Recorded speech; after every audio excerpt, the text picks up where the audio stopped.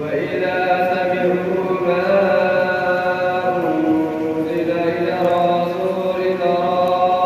أعينهم تفيض من الدمع مما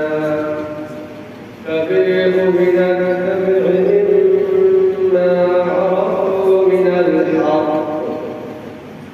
يقولون ربنا آمنا فاكتبنا مع الشاهدين وما لنا لا نؤمن بالله وما جاءنا من الحق ونمنع أن يدخلنا ربنا مع القوم الصالحين فأثابهم الله بما قالوا جنات تجري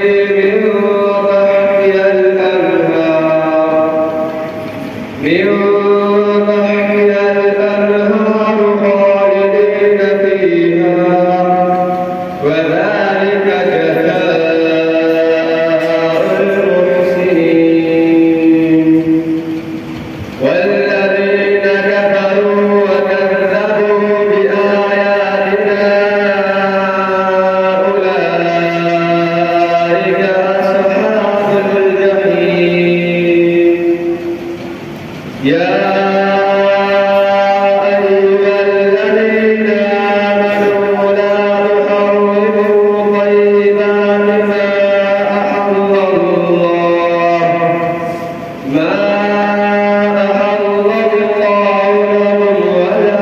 تعتدوا إن الله لا يحب المعتدين وكلوا مما رزقكم الله حلالا طيبا